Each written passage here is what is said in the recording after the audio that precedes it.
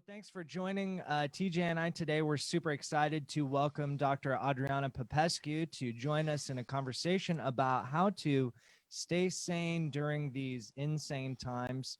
Adriana, thank you so much for joining us today. Oh, it's my pleasure. I'm happy to be here with you guys, being with some sane people. Moderately, at least. Moderately sane people, questionable at times. That's right.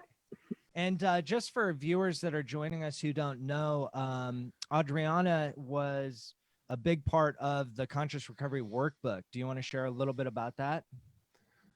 Yeah, sure. TJ and I are longtime friends and colleagues. We have both worked in the rehab industry, drugs and alcohol treatment for a long time. And when he came out with his first book, actually, Conscious Being, and gave me a copy, I thought it was so amazing. And we ended up creating a workbook for the Conscious Being book. And then his second book, Conscious Recovery, I had the privilege of helping him edit it. And then we co-wrote this workbook together so we could take the content, the amazing premises and ideas, and give people a space where they could apply those in a really pragmatic kind of way by working through their workbook, which is really rich with a ton of really cool stuff. Absolutely. Yeah. And thank you so much for that. So I thought we would start today's conversation by something that I actually am really curious to hear you both speak to. And I think we've all noticed that over the past couple of weeks, last week especially, with all the things going on with the coronavirus and, all the differing opinions and all the social media and the news and everything that's going on, I have found it to be a little bit difficult to gently hold all these different perspectives without shaming people and, getting into arguments and things like that. So I'm wondering if you two would be able to speak to that. How can we gently hold all these different opinions and perspectives right now? Well, I can kind of kick that off. I think, before we went on air, we were the three of us talking about what's our message today? And I think I really appreciate one of the things I love about Adriana is when we're together, and I want to also acknowledge this is like the Conscious Recovery trio right here. This is the first time we've done a show, the three of us. And so I'm really, really grateful. I want to start with gratitude for you, Adriana, for helping me take a lot of the concepts that is conscious recovery and giving them some meat and some real world application, because that's the way we have partnered together. And Jeremy, you're amazing. I'm so grateful you're part of Conscious Recovery team now. And our intention today is to provide tools. But what I want to start with is Adriana and I love to talk about the power of choice, right? And I believe we probably don't have a choice of what the administration is going to do or what people are going to do on social media or even what happens with this virus. But what we do always have a choice in is what we focus on and how we perceive what's happening, right? So throughout conscious recovery, and certainly in my work, and I know you, Adriana, and Jeremy also, we talk a lot about life happens, we have a perspective about it, and then create reality. So people collectively, there's a large group of people that are creating mass hysteria. This is the end of the world. I've actually seen people post now that we have this new plague. That's not really what's happening, right? That's not what's happening. We're not medical doctors. We're not going to talk about that. But what we are here to talk about, we're metaphysicians, let's put it that way. How we look at our thoughts, our feelings, and the energy or the frequency we're holding about this. Fear is restrictive. When we get into fear, we make all sorts of absurd, and I will say absurd, decisions based on fear rather than being open and curious, even in the midst of something like this where the media is really bombarding us with gloom and doom. We have a choice on what we focus on. It doesn't mean that we're going to pretend like it's not happening. I think it's an important point. I posted on social media last night that over 100,000 people have fully recovered from coronavirus. That's just a fact, right? I didn't say that means I'm going to minimize all the other ones, but someone, of course, posted not quite how dare you, but a little bit of how dare you, because what about all these people who have died? We're not saying pretend that's not happening. What we are saying is we have a choice where we put our focus and our energy. Mm-hmm. Absolutely. Adriana, what do you think? Yeah, absolutely. I'm totally with TJ on this. your point of view is what creates your reality. And so if you're looking at this whole experience of what's happening in the world right now as this plague, as this doom and gloom, then what is that going to create for you? Well, it's going to create anxiety. It's going to create panic. It's fear. It's going to create the hoarding of toilet paper and other things at the store. I mean, I think that's what's driving that hysteria, when people are like, oh my God, it's apocalyptic. It's the catastrophic thinking. Because you've made the judgment that this is a bad, horrible thing that's happening. And what I would look at is the power of choice. The power of choice being, how do I choose, like what you're saying, through what lens am I viewing this all? And I would also say here is the choice of where are you going to go with it? Are you going to choose? You have a choice. It's like a crossroads in any given moment. You can choose love. You could choose fear. You could choose expansion. You could choose contraction. Instead of, for instance, we talk a lot in the book and workbook about living in the question, right? So if you were truly living in the question here, you might want to ask a question like, what's right about all of this that I'm not getting? What's the benefit that can come from all of this? If you look around, like I'm in the streets of San Francisco here and it's quiet and people are smiling at each other when you go by, and the smog in China is clearing because the factories are not working. Like there's some positive things that are happening with the earth right now, and people in times of crisis, many times they come together and they start connecting more. People are actually eating with each other. They're not in their devices. They're interacting with each other. So there's some real positives that are coming from this experience. Where do you want to choose to put your attention? Yeah, and I want to even, continue with that too. I love the idea that I can choose fear or choose love. I also love the idea, and this is a concept from the Course in Miracles that says everything is love or a request for love. Now, what's the request for love? It's probably not conscious, right? But what Adriana is pointing to is that there is a request in this. So another question that we might ask anytime my mind looks at something with what we would call a negative judgment, like, oh, this is terrible. Oh my gosh. I generally go to the question, what's wanting to emerge here, right? A divorce, an illness, some kind of breakup, a bankruptcy, those things that are really difficult, an addiction. All of us, are addiction therapists and counselors, and we all work in the addiction field, and we have seen something that someone else would say is horrific be the touch point or the turning point into a new life. So those two things, what is wanting to emerge here? My invitation is to take that into meditations, turn off constant negative news, CNN or Fox, turn it off. Maybe you give yourself 5 to 10 minutes a day to hear what is important in this. But what's really important is going within, sitting with that question, what's wanting to emerge? As Adriana said, what is it that's great about this that I'm not seeing? And again, we're not minimizing it. We're saying we have a choice. Well, right. And also, I think when you're talking about that, my awareness is that there's opportunity in all of this for both personal inner transformation as well as something more global. Yeah. I do get the sense that we are in some sort of I just sent a newsletter out the other day where I said, we're in revolutionary times. Yeah. The way that we have set up our systems, economic, political, the way we treat the earth, the way we treat each other, the way we treat animals, like it's not working. Right. Yeah. There's a lot of things like we're not going to be able to sustain life on this planet if we keep going at the destructive rate we're going. So I think an experience like this, just my personal sense of it, is that this is a time to go within and to reflect and to slow down, take a break from the insanity of the pace of life and slow down for a minute and look at, is my life where I want it to be right now? Am I being in integrity with my authentic self, or am I living this life that's like a hamster on a wheel, like not really going anywhere? What's like the meaning and purpose with things? Like these crisis moments are times when you can look at, really take an honest look at yourself and your life, where you're at, and are you where you want to be? And then that, of course, becomes more global as well. That extends out.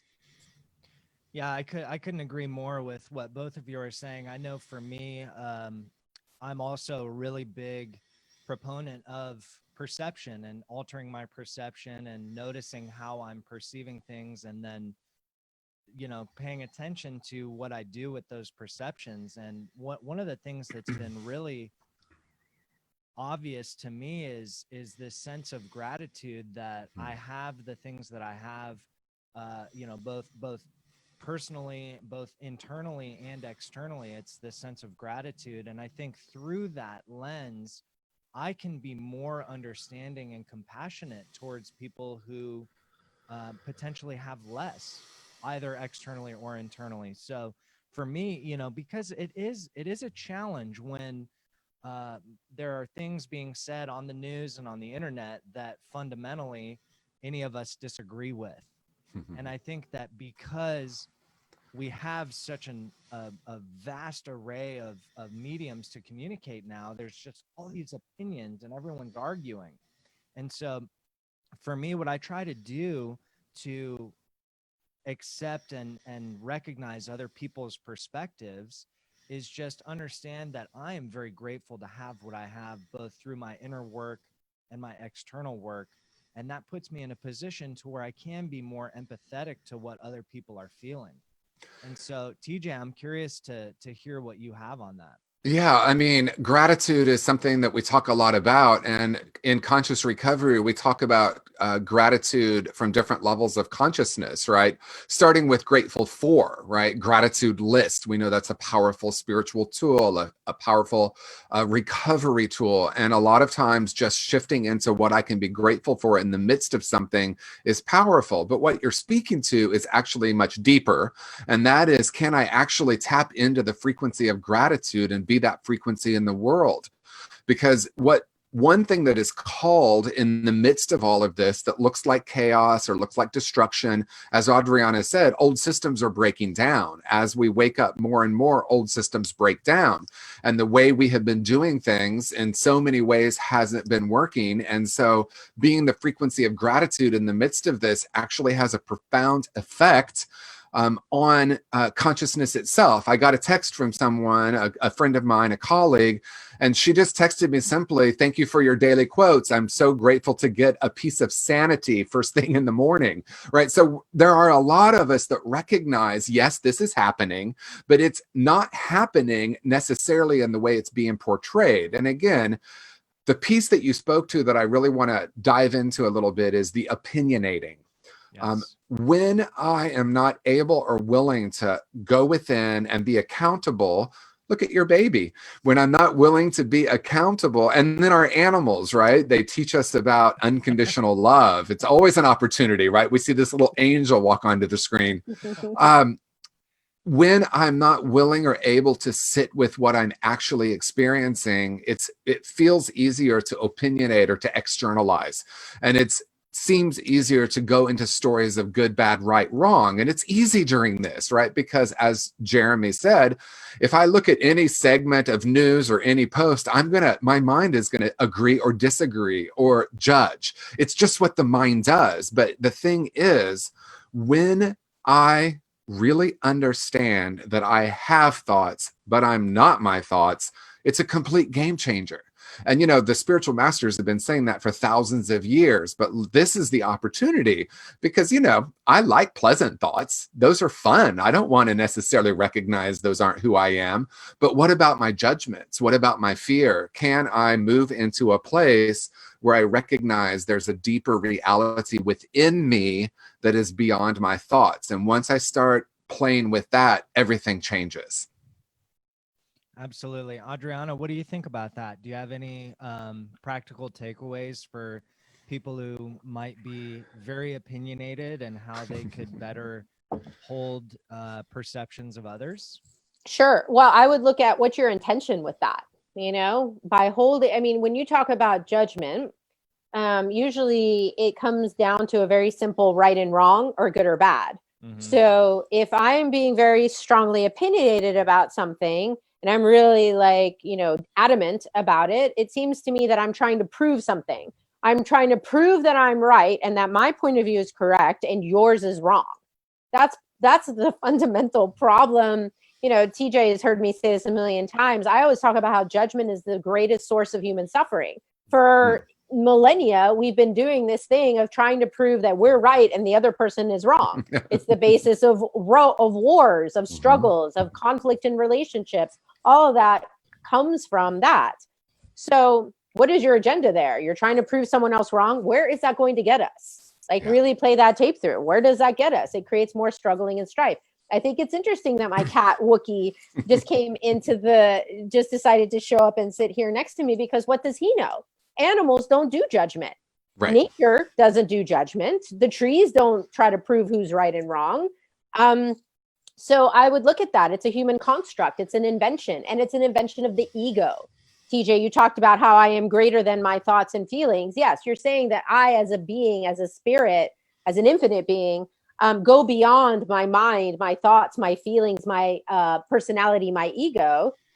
And judgment is all in the realm of the ego. So I think the calling, the opportunity in all of this is for us to move out of that ego state, out of that fear-driven ego state, and into oneness, compassion, gratitude, which is how we truly be. The more we can access that part of ourselves, our authentic selves, our essential selves, as you talk about in the book, TJ, then the greater ease we're going to have. We're going to have an energy of expansion and inclusion, and not opposition and walls and barriers against and between that the judgment creates. Yeah. And two things I want to add. As you were talking, I was feeling a wave of gratitude, right? A wave of gratitude for the infinite possibilities. And I was thinking of two things. One, Byron Katie, I'm in the midst of my third book. Yay. And I used this quote from Byron Katie. It's actually a paragraph. And she says, people have been trying to change the world so they can be happy, but it never works because we have it backwards. Right? It's totally backwards. And this is a moment when we really get to see that, right? Because going back to the gratitude concept, if I'm grateful that it's a sunny, beautiful day, what happens when it rains? It actually is raining in San Francisco right now, just a little mist. Can I say, oh, I love and appreciate the moisture? You know, I remember a client one time said, you know, I hate gravity. Look how old I'm getting. And I said, imagine a world without it. Right? It's like we have these ideas. Imagine a world with no rain. What would happen? We literally would all die. That would be an actual plague. We would actually die. And yet we tend to complain about the rain sometimes. So it's an opportunity to open up. Another piece is let's look at it through the addiction lens, because it's such a perfect example. A friend of mine from high school reached out to me a couple of years ago and said, I don't know how you do your work. And I said, why? She said, well, it has such a low success rate. People die. How do you live with that? And I want to speak to something, and controversial or not, there are thousands of people dying every day from overdose. And I don't have the number in front of me. That's a pandemic. That's a literal pandemic. And when my friend said, how do you work in this field? People die, they don't make it. It has such a low success rate. And it's that I can hold that is only part of the story. Yes, that's true. I don't need to pretend that's not happening. And those of us doing this work are doing everything we can, including conscious recovery, where we're offering a new approach to get those numbers diminished on overdoses and have people step more fully into their lives in the most amazing way, right? We recognize that that's possible, but I can do this work because I can focus on the miracles I see over and over and over again and the transformation. But I'm not pretending like the other isn't happening. It's just if I get bogged down with that, I'm actually not useful. And that's powerful, right? If I'm in fear, I can't be present and useful with the person in front of me. That's the number one tip, by the way. Be here now. Right. And that it's not either or, it's both and. Right. That's the problem with this like dichotomy. Judgment creates this very black and white, right and wrong, good or bad thinking. And so it's exclusionary. If I have to choose, in order to choose for me, I have to choose against you. And why? Why does it have to be like that? Like if we do go more in this direction of inclusion, then you can have both and. Yes, people are suffering and people are joyful and happy, and you can have both within yourself. You don't have to just have one or the other, and you have a choice in it. That's the other thing, is people don't think they have a choice in what they think or how they feel. And I would disagree with that as well. You have a choice. Maybe crazy ideas and thoughts and feelings are going to come into your head, especially if you're highly empathic or sensitive like I am. But then I always have a choice as to what I do with them. Do I feed that thought? Do I feed that feeling?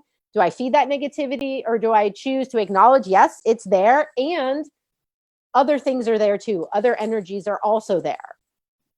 Yeah, and that's actually a really, really beautiful segue, because, you know, one of the things I wanted to talk about today with you both is the empowerment opportunity that we have right now. And so I think it's really perfect because, you know, like you mentioned, Adriana, TJ posted that 100,000 people have successfully overcome the coronavirus.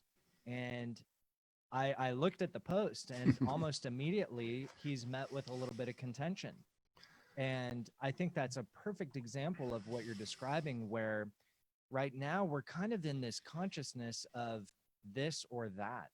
It's the virus is horrible and it's going to kill everybody, or it's not a big deal and everyone's being crazy, right? It's this or that. And it's this polarized conversation. And I think by acknowledging that it's both, that it can be both, automatically for me, that releases a lot of my own judgment, where I see this comment on TJ's post and I can recognize that person is not wrong either. Right. And TJ offered that simply as a perspective, a little reframe of, hey, like in an ocean of bad news, here's some good news, right? Yeah, I want to speak to something that was absolutely life-changing for me. And I think this was about 15 years ago. And I think I got it from my friend's book, How We Choose to Be Happy. I'm not going to go too much into it, but it's a great book. And this might be a really good time to look at that book, because it looks at the qualities or the choices of truly happy people. But one of the quotes from that book is, when we look at, is the glass half full or half empty, the master knows it's both. Now that is a total game changer, because a lot of people in our circle of like new thought, spirituality, consciousness, we tend to think, oh, the glass is half full. Let's keep talking about the glass being half full. But the master knows it's both, right? So I don't have to have resistance to the comments, because, you know, I post 102,000 people have healed completely from coronavirus. And I'm guessing the person that did that response was, how dare you, or some version of that, because what about the 16,000 people that have died? And that is the statistic, by the way. 100,000 people have healed and 16,000 people have died. The master knows that we can hold both of those, and all of us are masters. We just need to tap into that master energy. What do I mean by master? We have learned how to roll with the ever-changing externals of life and our thoughts and emotions. And that's what Adriana is speaking to. The master knows, and again, we're all masters. We can, and this word isn't always used, but we can take discipline over our thoughts and feelings, or we can have power over them and recognize that we don't get bounced around. So when I saw her response, I'm like, yes, that's true. Everything she's saying is true. And we can hold both. And that is a deeper level of really spiritual mastery or consciousness mastery. It's not resisting. The Buddha said it, Buddha said it 2,500 years ago. Suffering is clinging and aversion. I want more of what I consider to be good and less of what I consider to be bad. That creates suffering, because we don't have control over a virus. The doctors are doing what they can, but I do have control in how I work with that.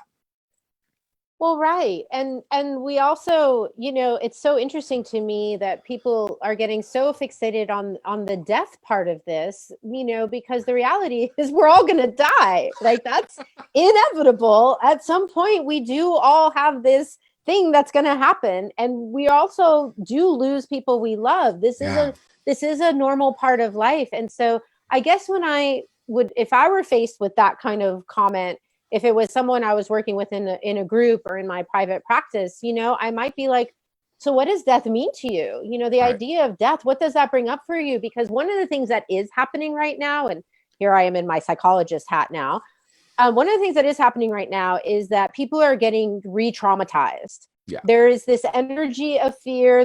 And some people are experiencing traumas where they are experiencing real traumas, the loss of someone that they care about becoming ill or dying. losing businesses, with the shutdown and all these businesses being closed, real financial concerns about, my God, how am I going to pay for my house, all of this stuff. These things are really happening. And for people who have had traumas previously in their lives, those people might be experiencing re-traumatization. It's touching into some wounds that perhaps are not yet fully healed. So I might be looking at that as an opportunity for us to go deeper and look at, where do you hold unresolved trauma? And how can we work with you to help heal that original trauma that keeps getting triggered and reactivated in present time? And if it is about like a trauma around death or loss, we have tools. We can process that. We can move through that to move out of fear and into more acceptance of, this is a part of life. Yeah, that's so beautifully said. And what we know about PTSD, if you look at like clinical studies, yes, the event that happens in real time is traumatic, but as Adriana said with her psychologist hat, that it's actually the people who experience higher levels of PTSD are the ones that have more significant or a lot of trauma in early childhood. So yes, I remember 9/11. I worked with clients. I worked with a client that was in the building. I worked with a client that was literally on the phone with her fiance as he said goodbye. That is a real trauma, but she also had severe sexual abuse in her early childhood, and she was absolutely devastated. Obviously, losing your fiance in a horrific way like that is traumatic. Again, we're not minimizing that, but we're also looking at what's that activating. And that's something that conscious recovery addresses right out of the gate. The first chapter, the first 5 exercises are all about how we start to work with our trauma in a new and different way. Absolutely. And one of the things that I've noticed too is I feel that if we want to begin shifting our consciousness as a group, a collective, I think one of the first and simplest things we can do is just acknowledge that when you see a negative comment on Facebook, or when you see somebody kind of backflashing what you write, taking a moment to pause and, like Adriana mentioned, asking before your fingers catch on fire and you start writing something crazy, ask yourself, what's the intention behind me posting this? What am I trying to accomplish? And I think that those answers, if people really allow a big enough window to dig into what those answers are, I think they'll uncover way more than what's immediately happening right now externally. Yeah, and if I have a judgment, see, because it's just this interesting rabbit hole. It's a downward spiral or an upward spiral, right? So if I post something and then I perceive someone had a judgment, then I'm going to judge them for posting that, and then I'm going to react to that judgment. And we see that, right? I mean, I just sometimes, like I say to my husband, Will, sometimes I'm like, I'm going to take a minute and read this thread so I can really look at what happens with the human ego, because it's fascinating. And when I say the human ego, I'm talking about my own. We all have an ego, right? I hoped my ego would die, and so far it's still there. And it's how I learned how to work with it. So Jeremy is saying something really powerful. Pause. What am I really experiencing? What is my judgment of my perceived judgment? How do I interrupt that? And then I can ask, going back to something that I talked about earlier, the love or the request for love, right? So I'm guessing that person who responded has some fear and maybe some sadness and maybe some anger. I'm not going to name her feelings. What if I were to look for that in that post, right? Wow, I wonder what's really happening. What's happening within me? Let me be present, because it keeps going back to mindfulness and presence, right? Let me be present with what I'm experiencing. Do I have a judgment about my judgment? Do I have a judgment about someone else's? Can I move into allowance and recognize, like we said, the choice, but part of it is the choice to really feel what's happening for me instead of project that outward. Well, and TJ, you talk about, even, I believe this is a direct quote from the book, hurt people hurt others. Yeah. Right. And so for someone to lash out, if someone is lashing out in any kind of way, I don't take that personally. I don't take it as a personal attack and now I have to fight back and prove how they're wrong. I'm looking at, wow, like, what is causing someone to act this way? If they're lashing out like this, they must be really hurt inside. They must be really scared. I wonder what created that. I wonder if I can contribute to changing that for them. As a therapist, can I help them to change that? Do they want to change that? Do they even recognize? Because so much of it is not even conscious. Right. Do they even recognize they're functioning from a hurt place? And what is that wound? See, I think part of this, like, this time being transformational, like I was saying before, it's an opportunity to go inward and face our own shadows. We talk a lot about this in the book, right? The workbook. Look, integrating that shadow material, shining a light in there and seeing what is it that I'm holding inside of me that's causing me to behave in this way. And is it time to maybe change that, to heal that? And on that, I think is a good opportunity to look at what that healing looks like. So, there's so many people right now that are quarantined or sheltered in place, and they're at home. And, I'm sure there's so much content being absorbed right now on what to do with this time. So what does that work actually look like, of shining a light on your shadow, and how can people do that right now from home? Well, one of the things I want to speak to is, very, very interesting timing. We actually, all three of us have been in the Wholehearted Studio for a year creating content, and it was scheduled to launch and did launch in the last few weeks. And it's a completely interactive, immersive experience where people have tools from conscious recovery to begin to look at how we can heal trauma, disconnection, and shame, and move into a life of more awe and curiosity. I want to give a shout out to AJ. He might be watching. He tends to watch the things I do. He and I met and we said, look, this is a time when people are having fear in every room of their house: physical, intellectual, emotional, and spiritual. And a reality for some, not for all, is in the physical room, they might have some fear of their finances, right? Perceived or real. There are people who cannot go to work. There are people who were literally laid off the day this started. So again, there is real, financial concerns for people. So the Conscious Recovery Experience is $199 a year, and you get hours and hours and hours of interactive video and also exercises that you do, from a lot of it from the workbook. And we sat in with this and thought, okay, we want to offer something to everyone who's in fear right now. On one hand, we'd want to give it away for free, but we also spent a year creating it. So we're doing 75% off this week. What I noticed in consciousness is last week, it felt like everyone went into survival mode. How do I get my groceries? And my perception that I need 300 rolls of toilet paper for whatever reason. That's a whole fascinating metaphor. And this week, people seem to be shifting in. Okay, they're shifting into, I might be here a while. We don't know how long. We spoke, Jeremy, you and I on our show, whenever the last show was, we spoke to fear of the unknown, which I think is part of what's really getting tapped into, right? That's what's really happening. Adriana spoke to our fear of death. When I made peace with my own death, I discovered freedom. I mean, complete freedom. It's like, oh, what am I here to do on planet Earth? I'm not going to be here forever. There are some people who believe we are. That could be true, but at least at this level of consciousness. So anyway, we got together. I met with AJ. We decided we'd do 75% off this experience because it's something that we really want to offer. This is the week that people seem to be saying, okay, now I'm here. What do I really want to do? Like I noticed my husband, Will, he's a dancer and he just didn't dance last week. And now as I was leaving our other place, he was doing a ballet class in the bedroom. And it was beautiful to see, people are saying, oh, what am I passionate about? What do I really want to do right now? And so we really hope the Conscious Recovery Experience helps. You just go to wholehearted.org and you can sign up for 75% off now through the 31st, which is, I think, a week. Yeah. Yeah. And I think in closing here, what I'd kind of like to get both of your perspectives on, and kind of the big conversation would be, I tend to agree, TJ. I think this week I've also had a shared sense of people really kind of buckling down, adjusting to the being at home and things like that, and are really curious about doing more inner work, because I think we're kind of limited on what we can do.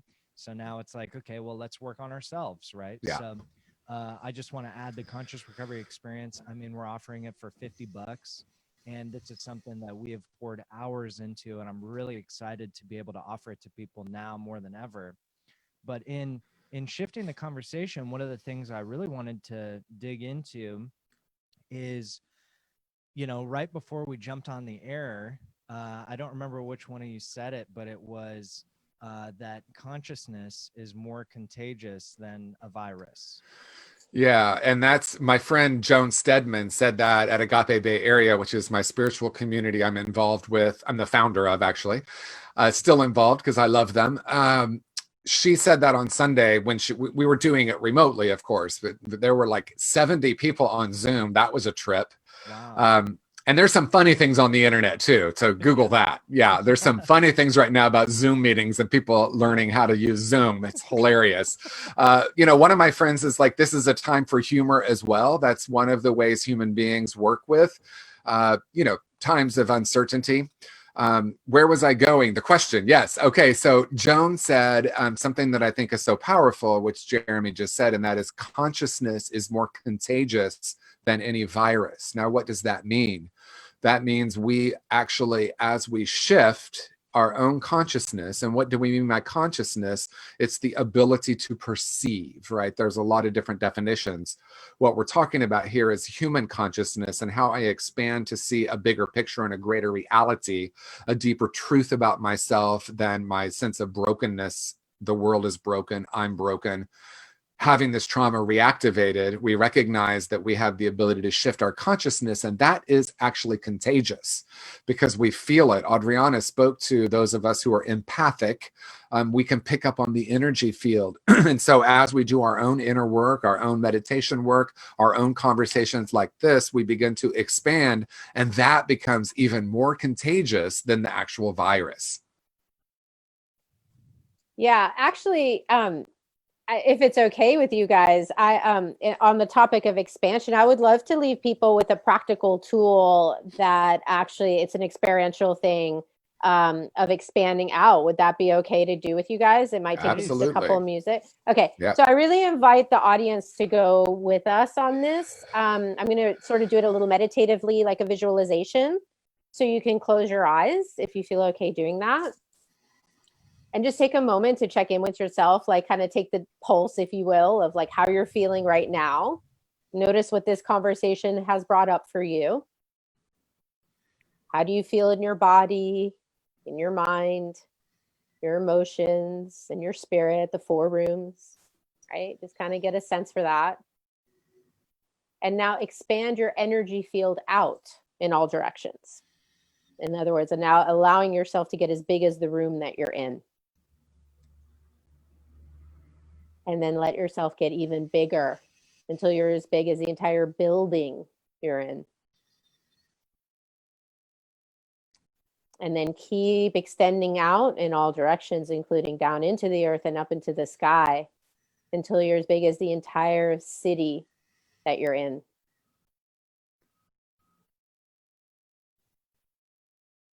And then keep expanding out down into the earth and up into the sky until you're as big as the whole state or province or county or whatever it is that you're in.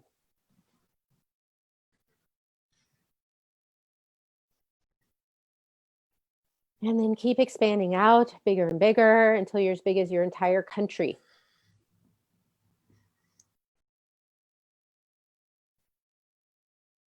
And now get as big as the entire planet, radiating all the way down to the molten core. All of us connected with each other across the whole planet, and including the planet itself.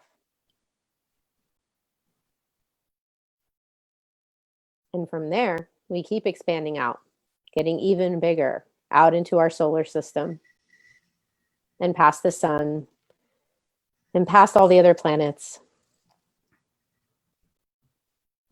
out into our galaxy, expanding out and through the hundreds and thousands, millions, and even trillions of galaxies that science tells us is out there, all the way out into the infinite reaches of the universe.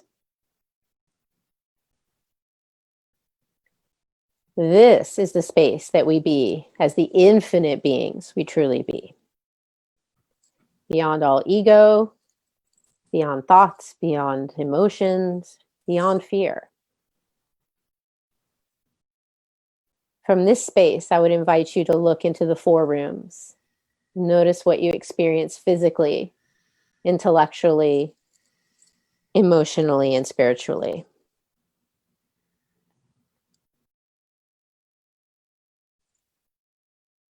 And then look at the crisis that we're in, this whole coronavirus thing that's happening on planet Earth right now, and see what it's like to perceive it from this perspective.